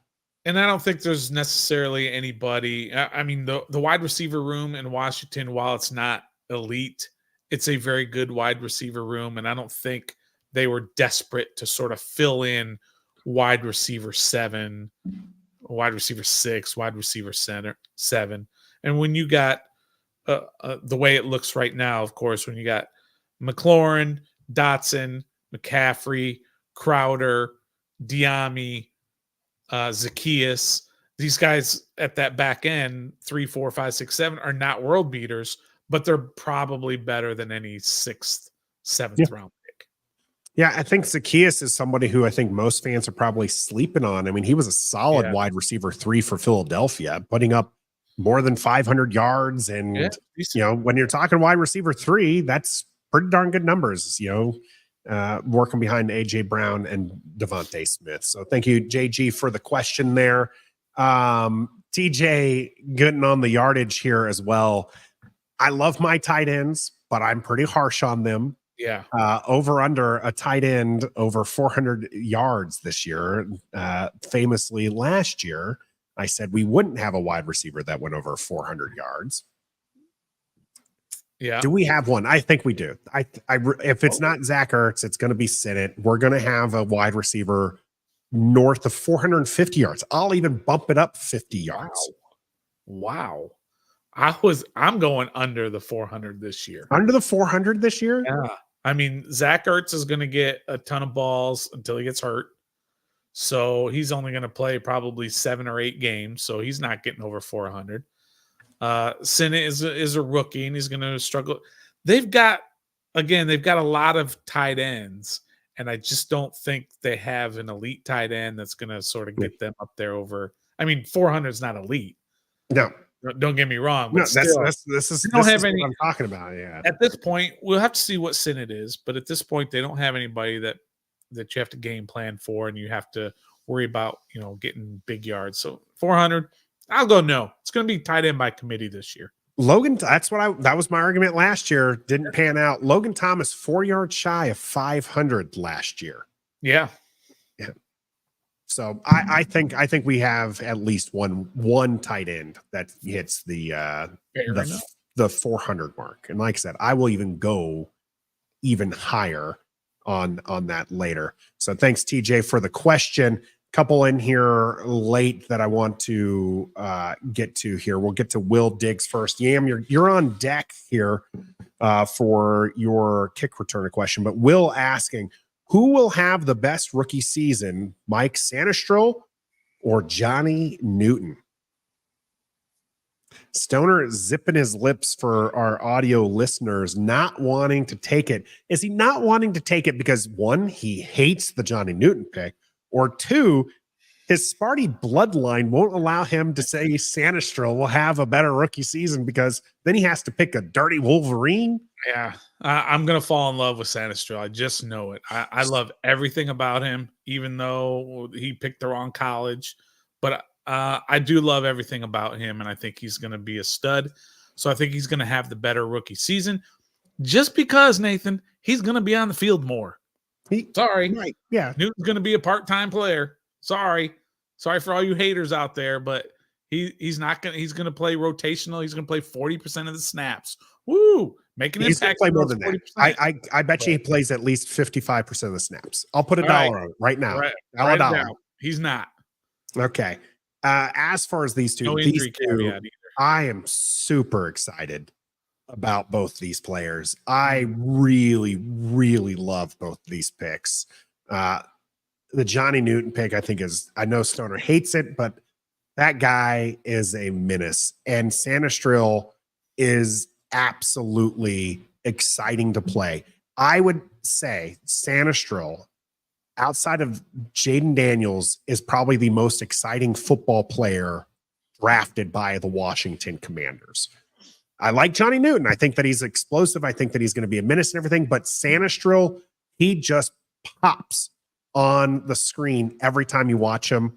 I love it. I think it's going to be great. I am going to go with Johnny Newton having the better rookie season, even in the 55% of the snaps that I think he's going to see. I think we're going to see good production there. Where with Sanistrill, I do have concerns over the size and going from, again, college cornerback to NFL cornerback. If Philadelphia lines up AJ Brown in the slot over Sanistrill, he might have a Forbes-like game where he just gets abused every now and then. And it's fine. It's fine to let him find his way. And he's going to let AJ Brown know he's there. Okay. That's the kind of player he is. That's one of the reasons why I love that pick. But I'm going to go with Johnny Newton here having a better rookie season, because I think it's harder as a defensive lineman to have a game where people like see you having a bad game, right? Like if you have like a bad game, nobody, like, we just don't see you, right? Yeah, right. If you have a bad game as a quarterback, we see you. We see, like you mentioned with Forbes, you get the back of the jersey. We can read your name. We can see your number. And so that's going to be more ingrained in people's minds. So that's another reason why I'll go with Newton there. Excellent question. Well, the Eagles would be committing just a grave sin if they went away from lining AJ Brown up against Forbes. I mean, they had so much success. Why would they want to match him up with? It's AJ Brown. You just line him up anywhere. I mean, Benjamin St. Juice. Okay, all right. He's gonna do AJ Brown's gonna do his AJ Brown type things. Our winner of the Sean Taylor jersey, Uptown Dre, the touchdown to interception ratio for Jayden Daniels this season is his question. Gosh, these are hard to predict, but I'm not gonna get crazy with it. Nope. I'm gonna go in the low 20s for touchdowns, like a 21 touchdowns. But I'm going to go fairly low on picks just because he's not a guy. He is a guy who takes care of the football. He's not a guy who's sloppy with football. So, but I'm going to say right around 9. So I'll go 21-9. I think that's fair. When you're talking about CJ Stroud in his rookie year, he finished with 23 touchdowns, 5 interceptions. I think we're probably going to see upper 20s in total touchdowns for JD5, but that's including the rushing touchdowns. If you're talking about strictly passing touchdowns, I agree with you, Stoner.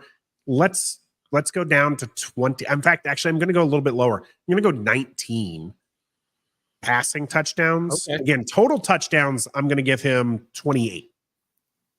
Wow. Okay. 9 rushing touchdowns? 9 rushing touchdowns. That's a lot, Nathan. That's he's a weapon. A little bit. He's a weapon. That's where I'm going to land is 19. I do feel like we're going to see a few more mistakes coming from him. I'm going to go 11 interceptions. Okay. How many fumbles then? If we're doing rushing touchdowns, how many lost fumbles? Oh, goodness. He tries to take care of the ball, but I will go with lost fumbles. This is even more awful, Stoner. Fumbles is such a untrustworthy stat. Like it's such luck based how that ball bounces around. I'll go with 5 lost fumbles. So you're basically going 28 total touchdowns and 16 total turnovers. Yep. 28 and 16. All right. If I'm going to add rushing touchdowns and lost fumbles, I'm going to go, I'm going to be pretty close. I'm going to say 26 and 12 because I think he'll only have probably 4 or 5 rushing touchdowns, but I'll go with 5 rushing touchdowns and like 3 lost fumbles. Grim job. 19 passing touchdowns would be kind of a disappointment. I agree. But I would rather people set that expectation being more realistic at 19. Yeah. Than setting your hopes at him going to be the guy his rookie season breaking the 30 touchdown curse that Washington has had for 50 years. How many did CJ Stroud have last year? He only had 23 touchdowns. Oh. And it was a fantastic year, right? And so when you're talking about a rookie quarterback, 19 is realistic. It's I'm not saying that Rockman's 24-5 is bad. Brian's saying just a 2-to-1 passing touchdowns. Locked on Law 1-for-1. TJ 25-8. you have to understand that even as great as he was, that Heisman year where he did have 10 rushing touchdowns in the SEC, going to the NFL is a whole nother game. He can be on that VR system all day long, all he wants. I love it. I'm excited to see how he can improve his game, but it is going to be a different pace. It's going to be a different reality for him, and there's going to be struggles.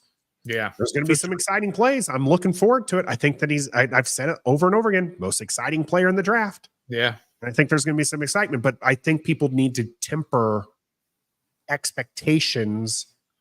When was the last time a rookie quarterback? If someone can find that answer for me, do this right now for me. When was the last time a rookie quarterback threw for 28 plus touchdowns? How about 30? 30 is even more ridiculous. When's the last time we've seen 30 touchdowns thrown by a QB? And not in Washington, any QB has been, like I said, 5 decades. Justin Herbert, my guy, threw 31 in his rookie season. Okay, so it was a little bit more, yeah, but it's a wild thing. Yeah, Herbert. By the way, that's it. That's the list. 27 is the next most after that, and that was Baker. Yeah, so if I put the bar at 28 originally, right? You changed it to 30, and it's the same list. It's Justin Herbert and the end of list. Baker Mayfield coming in at 27. So total touchdowns, go ahead and add in some rushing touchdowns and bring up his total. But when you're talking about passing touchdowns, 19 is not unrealistic. And so I get that people would be disappointed because they've set their bar high. And this is, again, we've talked about Adam Peters and the franchise not pushing him out there, not trying to put him into the savior mode already. This is important, I think, to manage those expectations a little bit. I'm a firm believer 17-0 until we find out otherwise. That's right. But when we're talking about this stuff, be a little bit more realistic on those. So we answered Rockman's over-under on the night. Actually, funny enough, Rockman was just like over-under 19 touchdowns. I put the push. Yam, I mentioned you were on deck earlier, so let's put yours up here. Who is going to be our new kick returner? New rules here. Yeah, that's hard to decide because of those new rules. And so we don't really know what that's going to look like in terms of what do you need? You need just a straight speed guy? Do you need a shifty guy? Do you need a bigger guy? Because almost every single kickoff is going to be returned. So you need a bigger guy to be able to handle all the hits, i.e. like Gibson did last year. But he barely returned it, right? But this year, is it going to be Crowder back there because it's almost punt returnish? Is it going to be Kaz Allen? Is he finally going to get his chance? Sanders still, is a weapon that could be used for something like that. So I don't know. It's going to be interesting to see kind of how that plays out.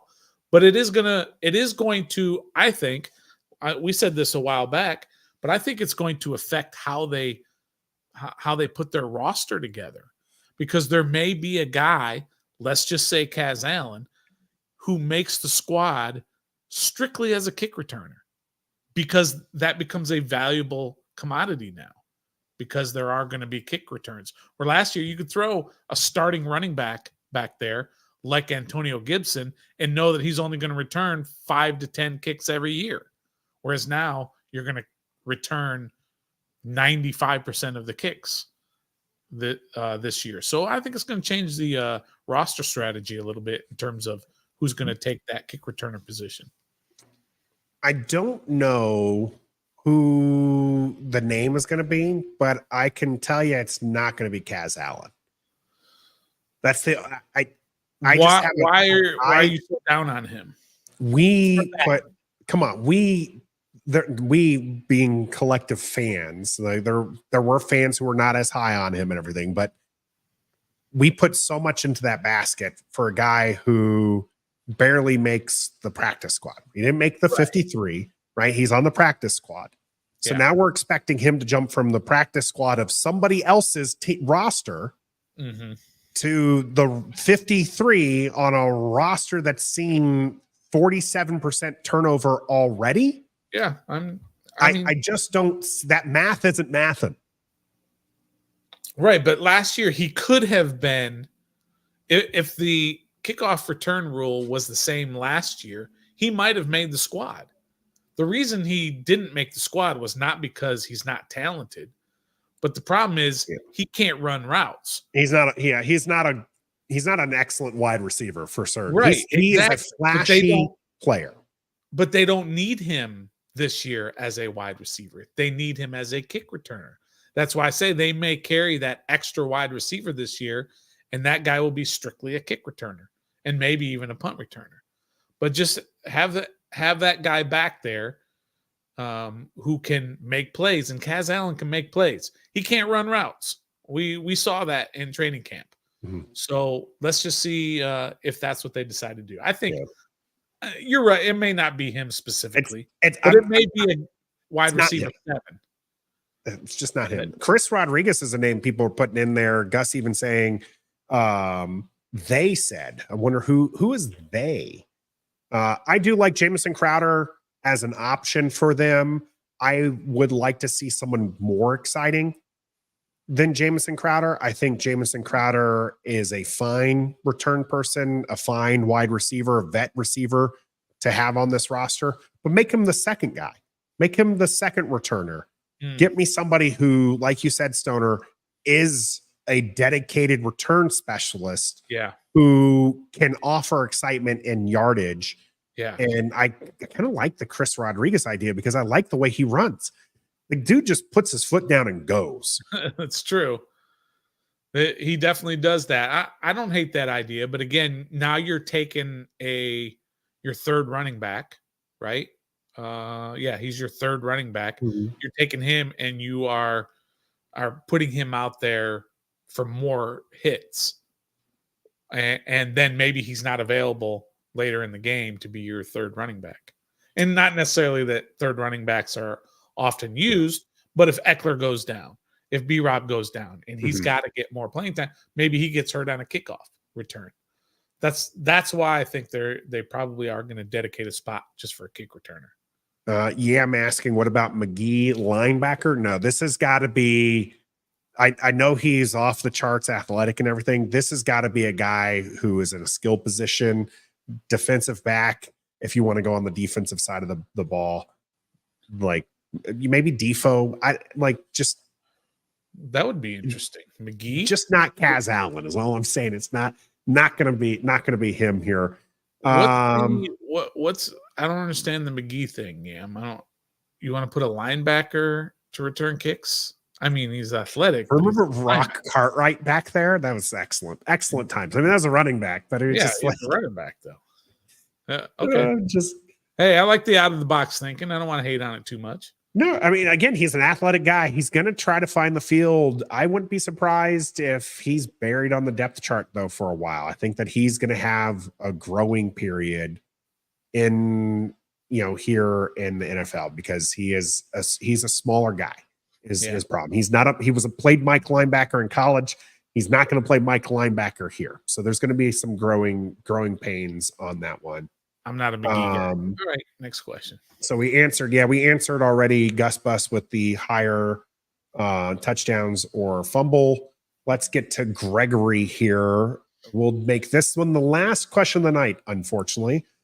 Not because it's Gregory, more because it's Sheehan and about the name. Question: Sheehan on a show today thinks they need to come out and talk about the name change or not. Do you guys think or want them to come out and talk about it, or is it no big deal? Thank you, Gregory, for the question here. Well, I think Josh Harris said it really well. I don't know if maybe it was the end of last year, whenever the last time we heard from him. He said, look, we've just got other things to do right now. He didn't put it to bed and say it's never going to happen. But he's saying we just have a lot of important things to do right now, and that's just not on our plate.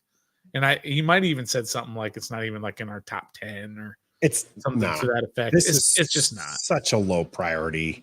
Yeah, it doesn't mean at some point it might become a higher priority, but right now in the scheme of things, you're trying to get a stadium. You're trying to just kind of start all over with a whole business model. You're trying to figure out where your practice facilities are going to be and your stadiums are going to be and who your players are and your coaches. It's just low on the priority. It may someday, but yeah, even for me, even when they changed it, we didn't really care, and we just kind of dealt with it. We were big believers, and you can call them the pink silkworms. It doesn't matter. Just start winning games. That's right. all we need. And this is something, and I'm going to disagree with Gus here. The name is a big deal, but Harris would be wise to hold off on it as long as possible. This year's all about new front office coaches and Jayden Daniels. That was from Gus. I disagree that it is a big deal. I don't think it's a big deal. And I think if you start winning football games, it becomes even less of a big deal. I get that, as Grimjaw here mentions, it's the last piece, right? That was the former owner. But it is only something because of how bad we've been for how long we've been.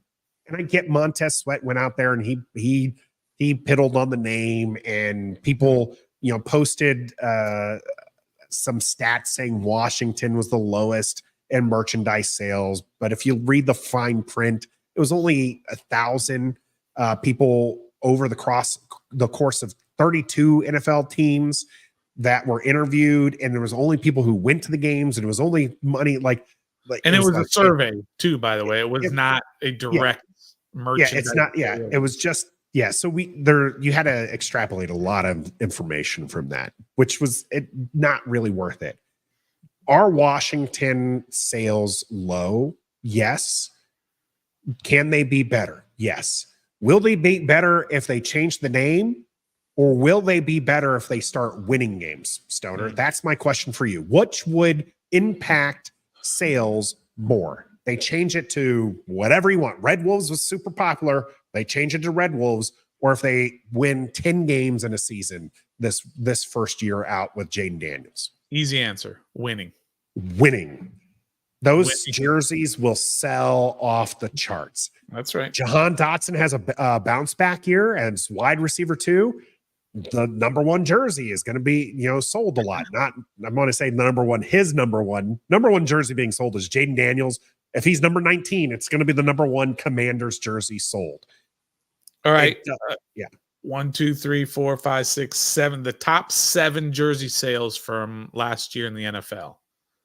Micah Parsons, Cowboys, winners, 12 games. Patrick Mahomes, Chiefs, Super Bowl champs. Jalen Hurts, Eagles, would they win 11 games? TJ Watt, Steelers, playoffs. Dak Prescott, Cowboys, 12 wins. Christian McCaffrey, 49ers, went to the Super Bowl. Tyreek Hill, Miami Dolphins, playoffs. Mm-hmm. If you win and you're good, then that's where the sales are going to go. Yeah, I would be interested in seeing Amon St. Brown. His jersey number sales from his year that I just said he had 1,100 yards to being a Detroit team that went to the NFC Championship game. Mm-hmm. It was only a field goal away, really, from being in the Super Bowl and having 1,500 yards. I guarantee you he went from just a regular jersey guy, probably selling about as much as a Jahan Dotson or Terry McLaurin, to all of a sudden his jerseys are flying off the shelves. Winning games is way more important. Do I love the name Commanders? No. I was pleading not to have anything military tied. Stoner and I both did 20 plus years of military. We didn't need to keep that going. Okay. Yeah. We did our time. There are things I love about the rebranding. Okay. I love the fact that they kept the colors, burgundy and gold, man. That's it. That's the jam. You can see it behind me. I've got burgundy gold all over this room. I actually like the W. Yeah, I don't need a fancy mascot or anything like that. I understand why they changed the name. My other part of that was I wish that they would have continued the outreach to Native Americans, especially being here in Oklahoma. I can see some of that stuff firsthand. The changing the name meant that they weren't going to do it because why would they have to? Because they were doing it because of the Redskin name. Mm-hmm. So that part kind of stunk. But I mean, I don't care what they're called. They're my team. I'm going to cheer them on. To further illustrate that, Nathan, one more statistic on that. If I gave you 1,000 guesses of who the number 5 jersey sale in the NFL for February of 2024, which is the most recent stat that they have, if I gave you 1,000 guesses, you would not get it. The number 5 jersey sales for the month of February 2024 in the NFL. If I gave you 1,000, you wouldn't get it. Well, do I even venture a guess? If I get 1,000, we're not going to do that. We're not going to do what we did with the numbers earlier and have me go 1 through 19. Yeah. Number 5 in the month of February, Super Bowl would have been, but if I'm not going to guess it, it's not going to be from the Super Bowl. We'll just go with Jared Goff. No, that's not bad, but he would definitely be in your top 1,000 choices. I'll even give you this and you won't get it. He was from the Super Bowl winning team. It was from the Super Bowl. Who was it? Was Scantling? Who caught the touchdown? See, I can't remember that, but I can tell you all the Justin Fields throws against Washington on that Thursday night. Hold on. Was it a Kansas City Taylor Swift jersey? Because that would be that JT with it as well. Yes. No, it was not. How about Isaiah Pacheco? The number 5 jersey sale in all the NFL for February of 2024 was Isaiah Pacheco. If you win, they will buy your merch. We'll sell off there. So, hey, Hermit, I like that. The burgundy and gold. I will take that. Okay. I will take that. To be honest, I would take that over Hogs. I know a lot of people want it to be the Hogs. I know we all fondly remember the Hogs and everything. I like the Hogs. I like that being a fan base type thing. I don't like it being, sorry, Major Tutty. We'll probably never have you on. I'll take burgundy and gold as the moniker, if you will. Yeah, I'll take Red Wolves. I didn't hate that. Yeah. So, all right. Maybe we are woke, as Hermit called us earlier. All we're saying is win football games and nobody's gonna care. If Washington, I guarantee you, if Washington under the previous owner won football games, he would still own this team, and likely Washington would still have the Redskins moniker. The Chiefs do a literal chop. Okay. They do a whole chant.